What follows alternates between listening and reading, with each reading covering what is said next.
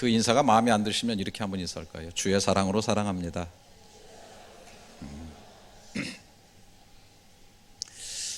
어떤 목사님께서 하시는 설교를 들었습니다.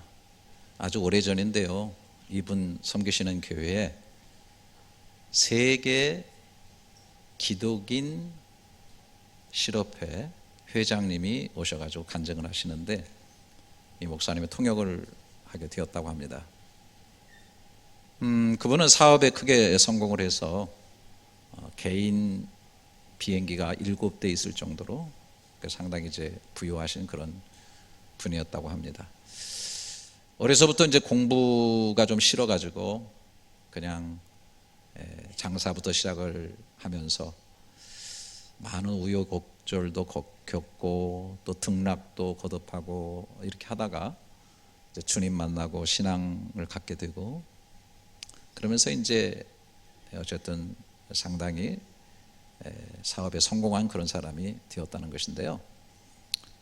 그분이 자신의 삶을 늘 넘어질 때마다 일으켜주고 또 기둥처럼 붙잡고 그렇게 나름대로 성공적인 삶을 살아올 수 있었던 그런 성경의 말씀이 있다는 거예요.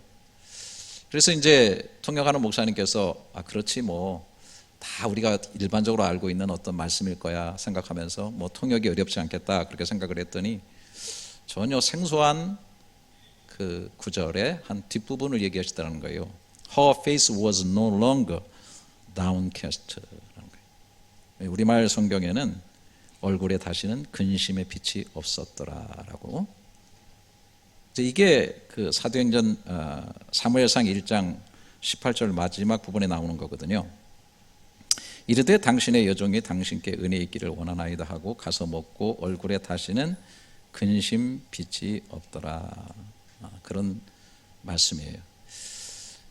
참고로 이 내용을 말씀드리면은 이제 엘가나라고 하는 분이 있었는데 이분의 두 아내가 있었어요. 하나는 한나고 분인나였습니다. 엘가나는 한나를 무척 사랑했습니다. 그런데 한나는 자식이 없었어요. 반면에 분인나는 아이를 낳았고 이것 가지고 늘 분인나는 한나를 분인하게 했어요. 재밌는 얘기인데 웃질 않으니까 처음부터 제가 좀 힘드네요. 그래서 이 일 때문에 한나는 성전에 가서 울며 하소연하고 하나님께 간절한 기도를 드렸습니다. 하루는 열이 받아서 그런지 얼굴이 벌겋게 되어가지고 계속 읊조리면서 기도하니까 당시 제사장이었던 엘리가 한나가 술 먹고 취해서 그런 줄 알고 포도주 끊으라고 할 그런 정도였습니다. 그때 이제 한나가 사정 얘기를 하면서 자신의 심정을 하나님께 통한 것뿐이라고 그렇게 얘기할 때 이 엘리 제사장이 이 한나에게 이렇게 말하는 겁니다. 사무엘상 1장 17절부터 보게 되면 엘리가 대답하여 이르되 평안히 가라. 이스라엘의 하나님이 내가 기도하여 구한 것은 허락하시기를 원하노라. 그랬더니 당신의 여종이 당신께 은혜 있기를 원하나이다 하고 가서 먹고 얼굴에 다시는 근심빛이 없었다 하는 것이죠.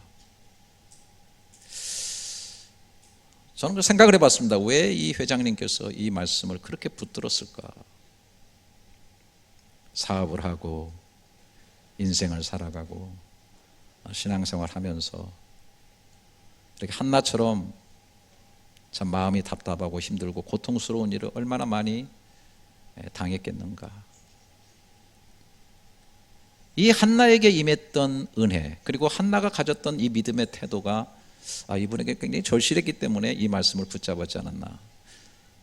제가 이렇게 생각하는 이유는 의외로 이 사무엘상 1장을 읽으면 이 한나의 마음 상태가 굉장히 반복적으로 얼마나 힘들고 고통스러운가를 단순히 애기 하나 없으니까 힘들지 그런 정도가 아니었던 것을 보게 되는데요.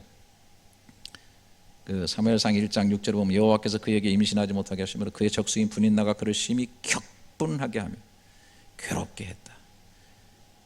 매년 한나가 여호와의 집에 올라갈 때마다 남편이 그같이 하며 분인나가 그를 격분시키므로 또 격분했다. 울고 먹지 않을 정도였다. 또 그의 남편 엘가나가 그에게 이르되 한나여 어찌하여 울며 어찌하여 먹지 아니하며 어찌하여 그대의 마음이 슬프냐. 마음이 굉장히 슬펐다. 또 10절에 보면 한나가 마음이 괴로워서 여호와께 기도할 뿐 아니라 통곡했다라고 하는 말이 나옵니다.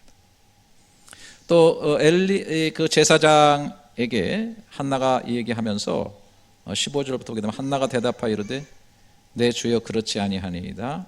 나는 마음이 슬픈 여자다. 내가 포도주나 독주를 마신 것이 아니요 여호와 앞에 내 심정을 통한 것뿐이오니 당신의 여종을 악한 여자로 여기지 마옵소서. 내가 지금까지 말한 것은 나의 원통함과 격분됨이 많기 때문이라. 원통이 한나에 대해서 얘기할 때 원통함, 격분, 슬픔, 괴로움이라는 단어가 지배를 하고 있는 것입니다. 그런데 오늘 갑자기 울며 먹지 않던 이 여인이 가서 먹고 실제적으로 얼굴에 이 근심의 빛이 다 사라져버리게 되는 놀라운 변화가 있었다는 것이죠. 정말 이렇게 마음적으로만 그 제사장의 그 하나님의 말씀하신 응답을 받아들인 것이 아니라 실제적으로 그 태도가 완전히 변해버렸어요. 왜? 하나님에 대한 믿음을 가졌고, 그리고 이제는 하나님께 분명히 이루어질 것이라고 하는 확신 속에서 제가 볼 때는 선불적 감사가 있었다. 감사한 마음이 있었기 때문에 그 얼굴빛이 완전히 달라져 버렸다. 그래서 아마 이 회장님은 나도 저렇게 좀 살아야 되겠다. 정말 경로할 수밖에 없고 때로 억울할 수밖에 없고 때로 염려와 근심이 가득 찬 내 인생의 그 신앙생활과 내 사업과 내 모든 삶의 여정 가운데서 내가 저런 정도의 믿음과 감사의 태도를 가진다면 나는 진짜 성공할 수 있을 거야 라고 하면서 이 말씀을 붙잡았다라고 하는 것입니다. 오늘 본문 잘 아시죠? 6절 7절에 아무것도 염려하지 말고 다만 모든 일에 기도와 간구로 너희 구할 것을 감사함으로 하나님께 아뢰라. 그러면 모든 지각에 떠나 하나님의 평강이 그리스도 예수 안에서 너 마음과 생각을 지키신다. 이게 어떻게 시작됐어요? 아무것도 염려하지 말고. 이 말은 무슨 말입니까? 지금 염려하고 있는 거죠. 염려와 근심의 한가운데 있는 거죠. 탄식 가운데 있는 거죠. 힘든 가운데 있는 거죠. 혼란 가운데 있는 거죠. 그런데 감사의 기도를 하라고 말씀합니다. 그러면 놀라운 하나님의 평강이 네 마음과 생각을 지켜주신다라고 얘기합니다. 저는 여러분들과 함께 하나님의 평강은 이게 기초로 주어지는 것이고 여기에 덧입혀 주시는 하나님의 놀라운 기적의 역사가 있다는 것을 말씀드리고 싶어요. 오늘 제가 이 설교를 하니까 어떤 분들은 야 그래 감사절기에 가까우니까 감사의 설교를 하고 있구나. 감사 잘 알지. 이 구절 난 너무 잘 알아. 외우기도 하지 라고 생각하는 분들이 있을 줄 압니다. 그런데 여러분들이 생각하는 이 감사라고 하는 것이 강도가 어떠냐라고 하는 것을 제가 얘기하고 싶은 것입니다. 저도요 감사합니다는 말을 굉장히 하루에 많이 합니다. 습관이 될 정도로. 그리고 제가 카톡이나 메일이나 무슨 글을 쓰거나 마지막에는 감사합니다, 감사드립니다라는 말로 항상 맺습니다. 마치 어떤 메시지에 대해서 데코레이션 하는 것처럼 그렇게 하는데 결국은 크게 마음이 실리지도 않는 그런 감사를 얘기할 때가 많이 있습니다. 그러나 염려 가운데, 근심 가운데, 문제 가운데, 통분할 수 없는 가운데, 혼란스러운 가운데에도 감사를 찾아내고 감사의 기도를 할 수 있다는 것은 그 감사는 강도가 다른 것이라고 하는 것입니다. 그 감사는 평범한 감사가 아니라 놀라운 하나님의 평강을 끌어들이고 더 나아가서 기적을 일으킬 수 있는 감사다라고 하는 것입니다. 제가 이렇게 말씀드리는 것은 제 얘기뿐만 아니라 성경에서 얘기하고 있는 내용입니다.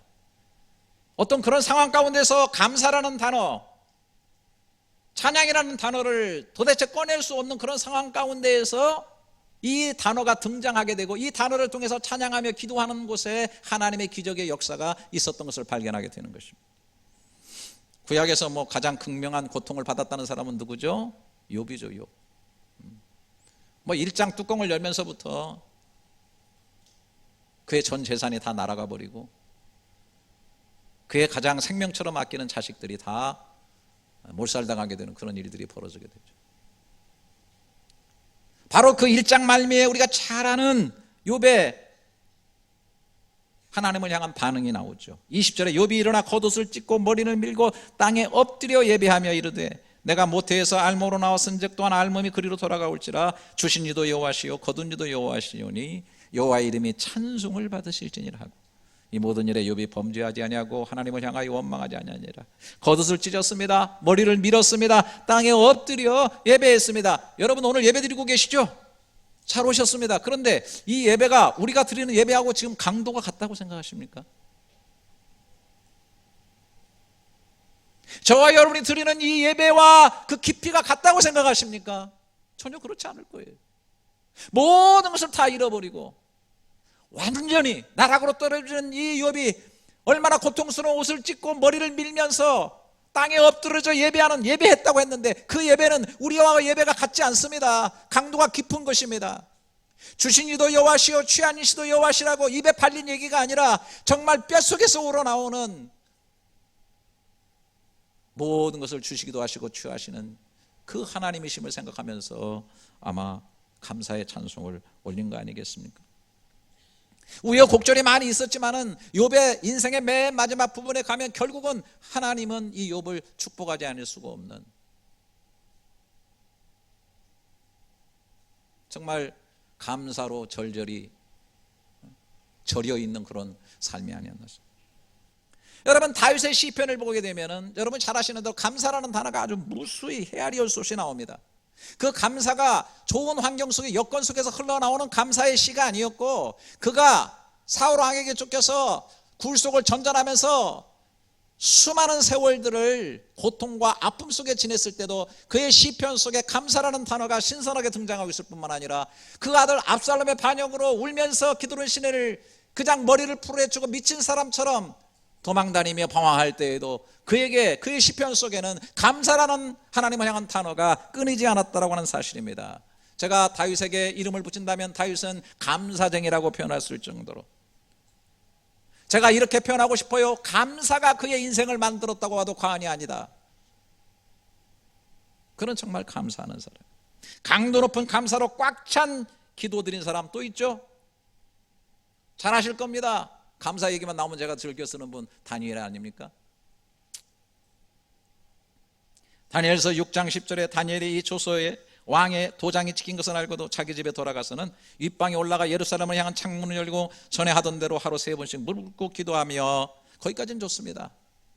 그의 하나님께 감사하였더라.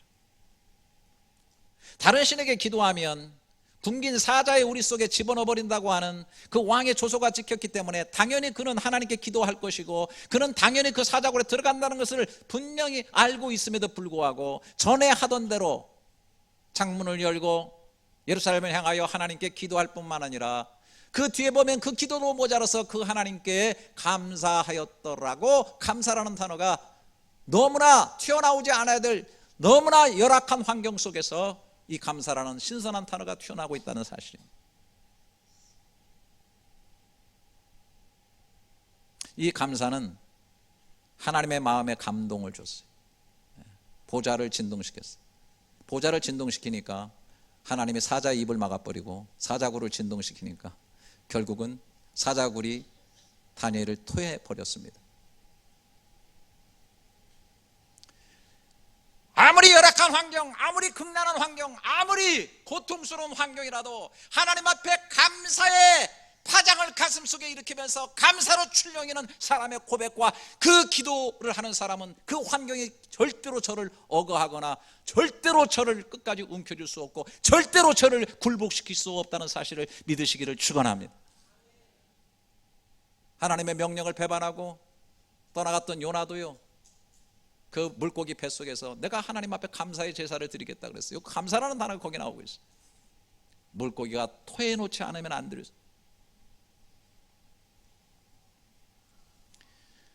신약으로 넘어오면은 뭐 다른 사람 예를 들 것이 없이 우리 사랑하시는 예수님의 예를 먼저 들어보면 우리 예수님에게도 강도 높은 감사의 기도가 누구보다도 있었어요. 마가복음 6장 41절에 예수께서 떡 5개와 물고기 2마리를 가지사 하늘으로 축사하시고 떡을 떼어 제자들에게 주어 사람들에게 나누어 주게 하시고 또 물고기 2마리도 모든 사람에게 나누심에 다 배불리 먹고 남은 떡 조각과 물고기를 12바구니에 차게 거두었으며 떡을 먹은 남자는 5,000명이었더라. 여러분 잘 아시죠? 축사했다는 말이 뭐예요? 축복하고 감사한 거 아니에요? 감사의 기도를 한 거 아니에요?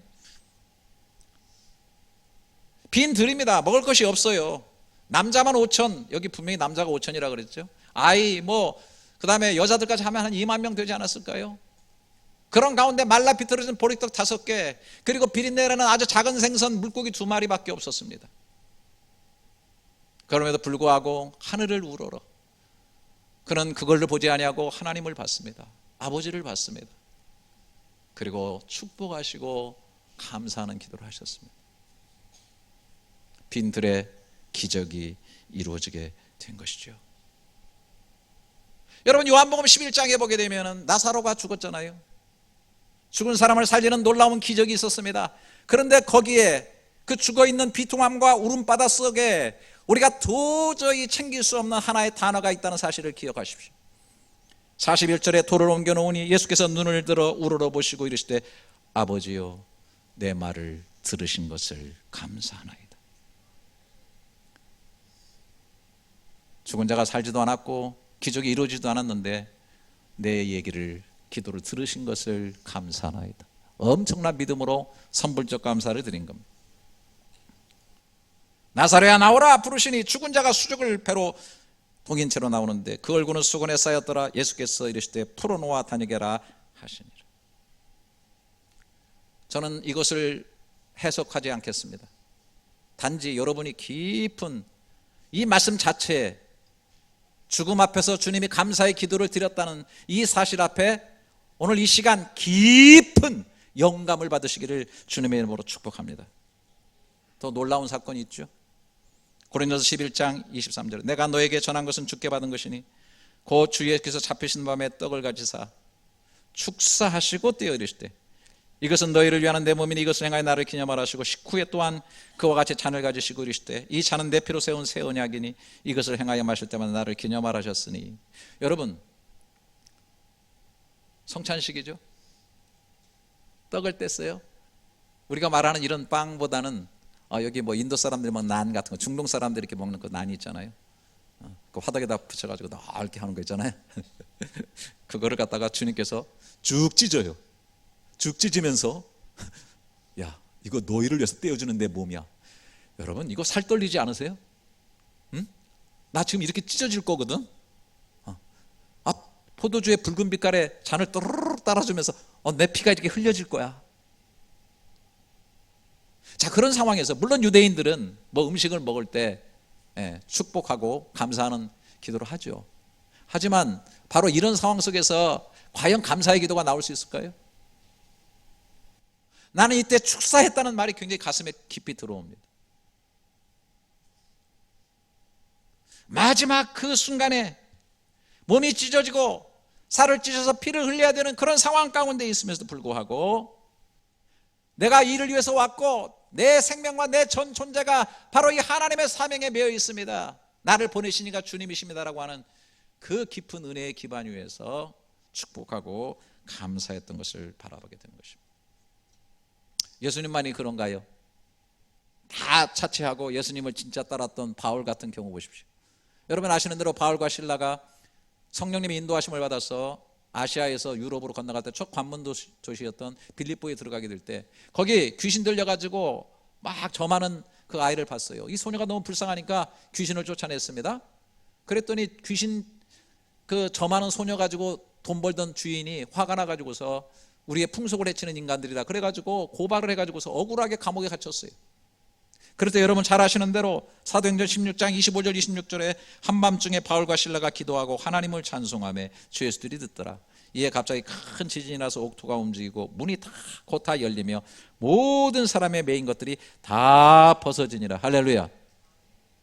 여기 한밤중은 시간적으로 상황적으로 밤중이긴 하지만은 아마 영적으로도 하나님 내가 열심히 하나님 위해서 이렇게 헌신했는데 주님의 명령해 가지고 성령의 인도하심을 받으러 갔는데 이렇게 억울할 수가 있습니까? 하나님 앞에 원망하는 밤이 될 수도 있고요.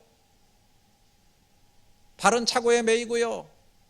마음은 슬프고 찢어지고 육신은 욱신거리고 매맞은 자국이 고통스러운 그런 삶의 한 밤중에 있는 것이죠. 그럼에도 불구하고 저들이 드린 감사의 찬송은 그 강도가 어떨까요?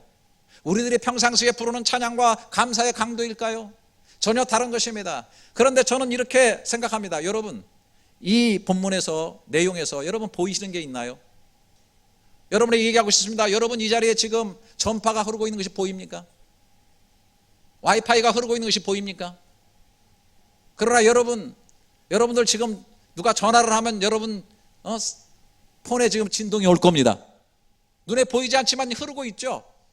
저는 보입니다. 여기에 뭐냐면 바울과 실라의 가슴 속에 일어났던 감사의 진동입니다. 감사의 파장이에요.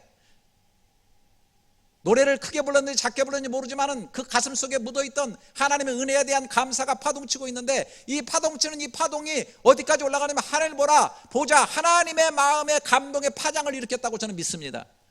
아멘 소리가 없으니까 안 믿으십니까? 저는 믿습니다. 그런데 그 파장이 도로 내려와가지고 이제는 큰 진동이 돼가지고 옥을 뒤흔든 겁니다.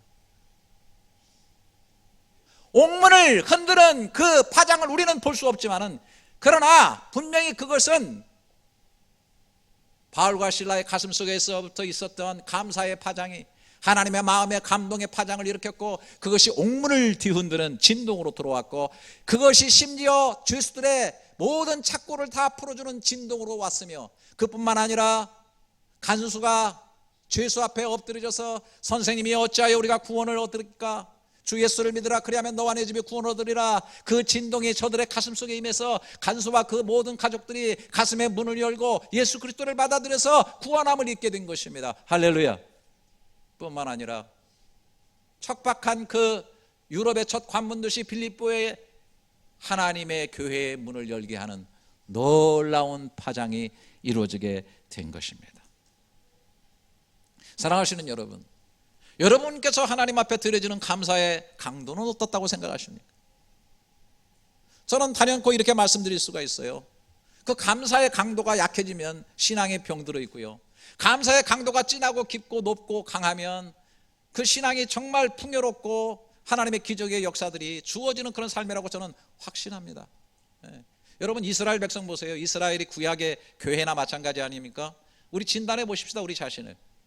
여러분 처음에 출애굽해가지고 광야에 나와가지고요, 가져온 먹을 것이 다 떨어지니까 당연히 원망하고 불평하지 않았습니까?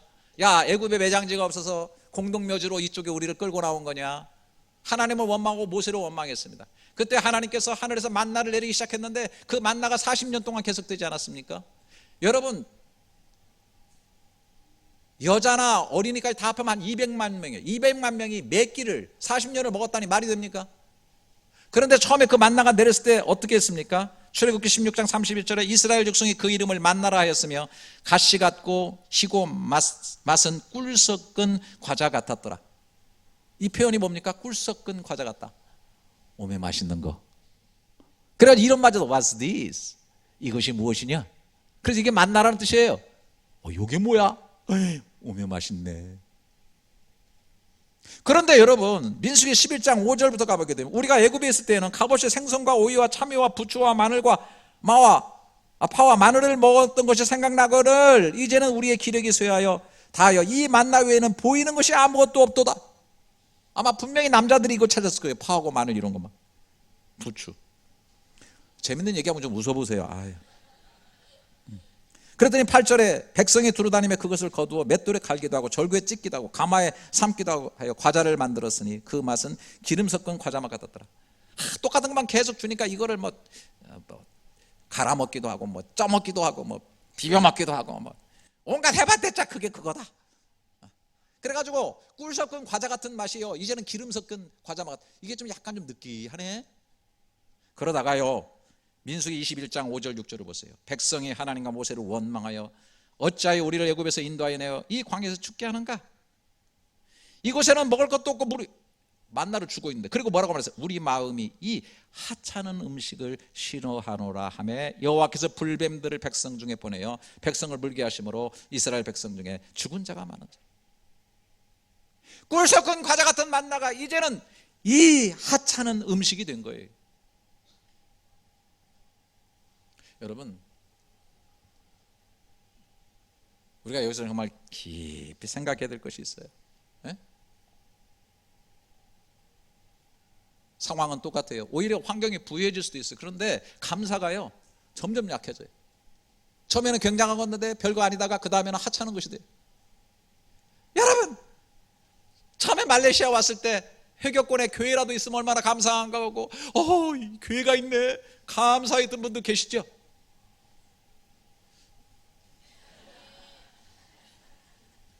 야, 회교권에 교회가 있다니. 그런데 와보니까 그 교회가 괜찮은 교회네. 더 감사하지 않아요? 우리끼리 하는 얘기예요. 말씀도 참 좋네. 그래가지고 은혜를 왕창 받았는데 조금 지나니까 그것도 별거 아니라 감사가 자꾸 식어져. 나중에는 뭐 말씀을 듣고 교회 생활에도 뭐 하찮은 거라고 생각해. 만나는 그대로인데 왜 하찮은 것이 됐냐면 감사가 빠져나간 거예요.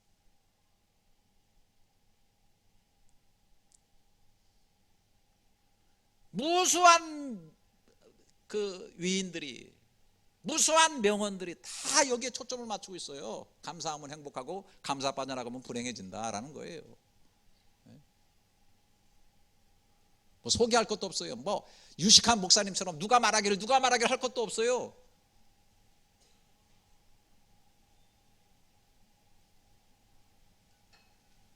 여러분, 이제 다음 주면 추수감사절이지만은 여러분, 미국의 기초가 뭐라고 생각하세요?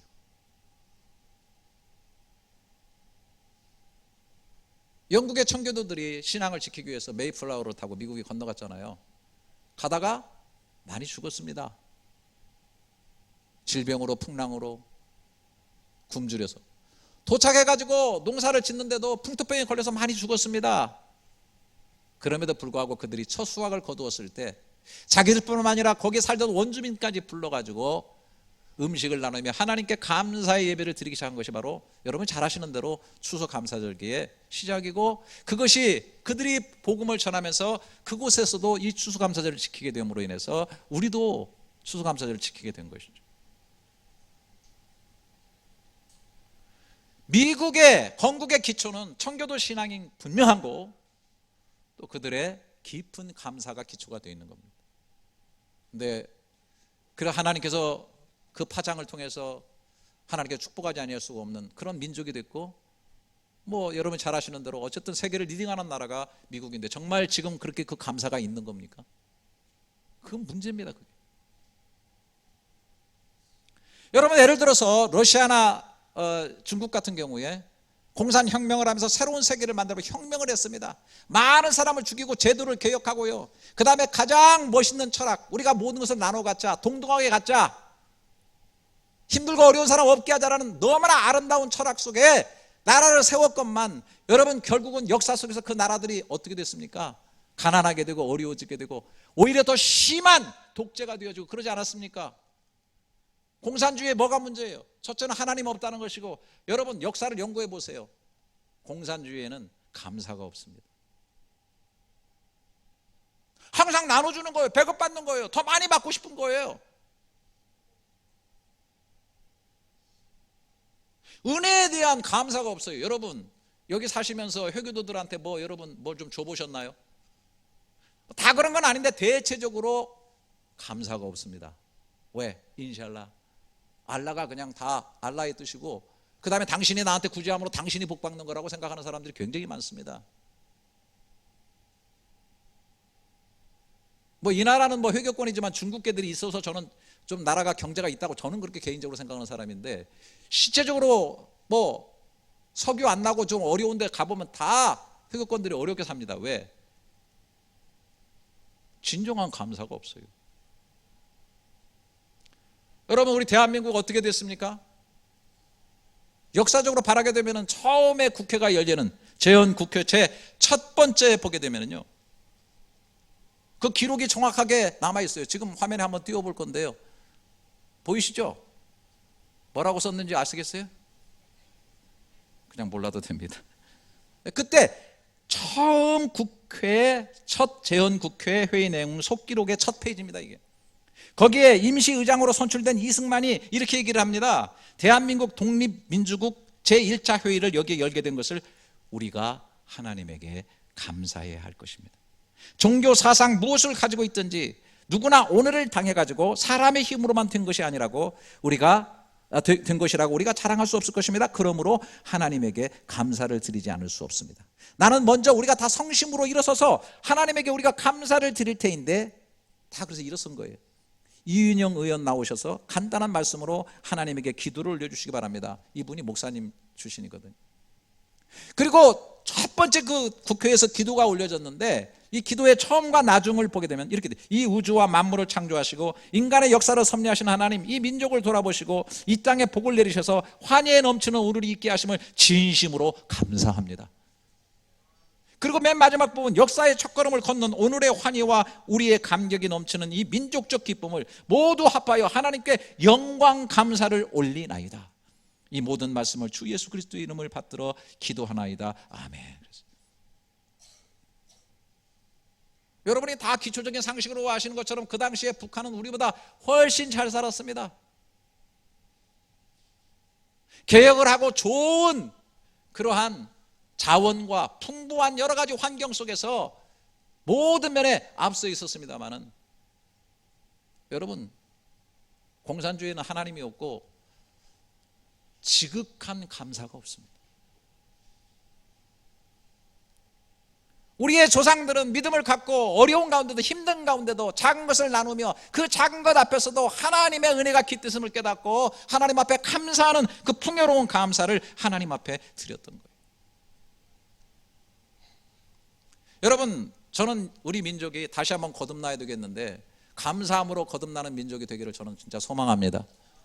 아무리 경제적으로 하나님께 축복하시고 아무리 많은 걸, 근데 여러분 정말 여러분 어떠세요? 환경이 지금보다 훨씬 나아지면 더 행복할 거라고 생각하십니까? 감사가 없고 계속 더 많은 것을 요구하고 또 언제까지 할 겁니까? 일단 주신 것을 감사하고 앞으로 또 주실 것에 감사하고 범사에 감사하는 역사가 있기를 주님의 이름으로 축원합니다. 저는 감사라고 하는 것을 굉장히 신비롭게 생각합니다. 저는 제 이름을 바꾸려고 해서 김감사로, 진짜입니다. 저는 감사가 저를 살렸거든요. 저도 말레이시아의 이런 곳에 32년 동안 목회하면서 정말 제가 내푸근이 다 접혀지도록 눈물을 흘리고 정말 고통스러운 밤들을 지내고, 아내가 자다가 벌떡벌떡 일어나서 가슴앓이를 할 때 정말 제가 얼마나 좌절했는지, 어느 날은 단돈 10링깃이 없어가지고 피눈물 나는 그런 아픔을 제가 삼키면서 사역을 하면서 그래도 억지로라도 감사하고 이를 악물고라도 감사하고 정말 하나님 앞에 수없이 감사하는데요, 이 감사가요 굉장히 신비로운 역사, 놀랍게도 제 가슴 속에 하나님의 평강을 주실 뿐 아니라 환경을 변화시키고 삶을 바꿔놓는 신비로운 역사를 제가 얼마나 많이 경험했는지 모릅니다. 감사의 기도는 위력이 있습니다. 할렐루야. 오늘 본문도 한번 바라보십시오. 다시 한번 아무것도 염려하지 말고 오직 모든 일에 기도와 간구로 너희 구할 것을 감사함으로 하나님께 아뢰라. 그리하면, 한번 따라서요, 모든 지각에 뛰어난 하나님의 평강이. 여러분, 지각에 뛰어나다는 말이 뭡니까? 오늘 예배 때 지각했다 이 말입니까? 저 원문에 보면 초월해, 언더스탠딩을, 이 이해를 초월하는 거예요. 신비한 거죠. 지금 환경이 너무 어렵고 지금은 빠져나갈 길이 없고 인간적으로 바라볼 때는 이거는 절망이고 이건 좌절이고, 그럼에도 불구하고 주님께서 감사하고 기도하라고 하니까 감사를 붙잡고 기도하게 되고 하나님만을 바라보며 기도하게 될 때에 놀랍게도 그 염려와 근심이 피어나는 나의 마음과 생각을 하나님의 평화로 지켜주는 신비로운 하나님의 역사와 기적이 이루어지게 되는 것입니다. 할렐루야. 뿐만 아니라 제가 이렇게 얘기하면 좀 한번 웃어주시기 바랍니다. 지각에 뛰어난 하나님의 평강이 지킬 뿐 아니라 지각을 뒤흔드는 하나님의 놀라운 기적이 일어날 줄 믿습니다. 그 지각이 이 지각이 아니에요. 어쨌든 그 파동이 저는 분명히 일어난다고 확신하는 사람이에요. 그래서 저는 이런 생각을 해봅니다. 참 이게 기독교가 좀 어렵죠. 뭐 늘 도전받습니다. 야, 그런 상황에서 감사하냐? 야, 그런 거 가지고 감사하는데 니네 진짜 이게 비상식적이고 비정상이다. 예, 제가 말씀드리고 싶습니다. 비정상적이고 비상식적인 감사를 드릴 때 비정상적, 비상식적, 초월적 하나님의 기적의 역사가 저는 일어나는 줄 믿습니다. 저는 확실히 믿어요. 야, 그거 이해하기 어렵다. 그 이해하기 어려운 감사를 하나님 앞에 올려드릴 때 이해하기 어려운 하나님의 마음과 생각을 지키시는 평안이 우리 가운데 임하고 하나님의 지각을 변동시키는 역사가 우리 가운데 이루어지게 되는 줄 믿습니다. 다음 주는 추수감사절. 한 주뿐 아니라 여러분들의 삶 가운데 이 감사의 기도가 꽉 차고 정말 밀도 있고 강도 있는 감사의 기도를 통해 가지고 진짜 하나님 역사하시고 신비롭게 일하신다라고 하는 이 수많은 간증들을 여러분 꼭 쌓아가시를 주님의 이름으로 축복합니다.